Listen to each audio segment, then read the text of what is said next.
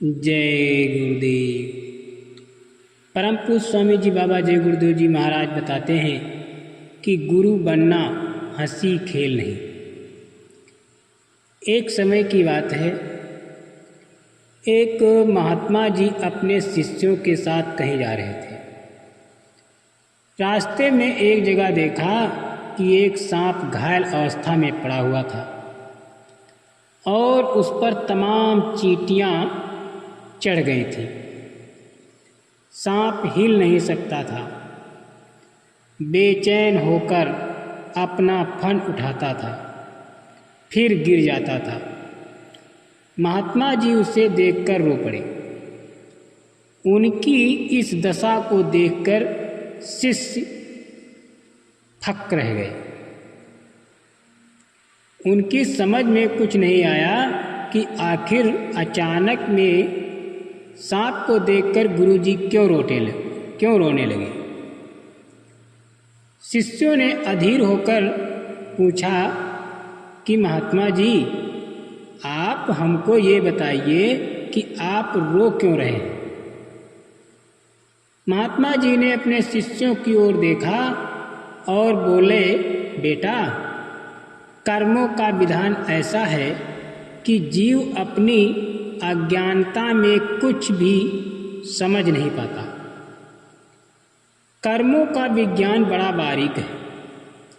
भौतिक बुद्धि से समझना बहुत मुश्किल है।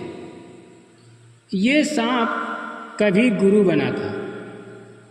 इसने महात्माओं की नकल की थी और महात्माओं की तरह शिष्य बनाए। अपनी आत्मा का कल्याण नहीं कर पाया और दूसरों के कल्याण का ठेका ले लिया। गुरु के आदेश की अवहेलना कर महत्वाकांक्षा का शिकार होकर माया की धार में बह गया, गुरु बन गया। इतने शिष्य बनाए कि गिनती नहीं। कर्मों के जाल में फंसकर ये गुरु सांप बन गया और जिनको इसने चेला बनाया था वो सब चेले चींटियां बन गए। अब ये चींटियां इस घायल सांप को काट रही हैं, नोच नोच कर मांस खा रही हैं और कह रही हैं कि मेरी सेवाओं का बदला दो।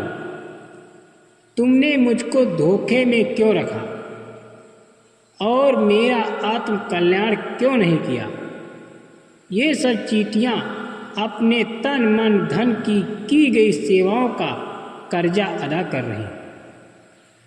ये बेचारा गुरु बना हुआ सांप अधोगति में पड़ा हुआ पीड़ा सह रहा है, लेकिन कुछ कर नहीं पा रहा है। इसको अपनी करनी का फल मिल रहा है, परंतु अब पछताने से क्या फायदा।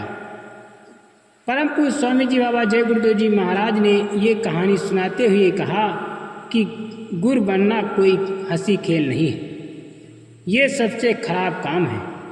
किसी को भी चेला बनाकर उनकी सेवाओं को लेकर अगर उनका आत्म कल्याण नहीं किया तो वे आत्माएं अपना बदला मांगती हैं। गृहस्थों की खून पसीने की कमाई की रोटी खाकर जो साधु उनका कल्याण नहीं करता तो ये रोटी उनकी आंतों को फाड़ देती। जय गुरुदेव।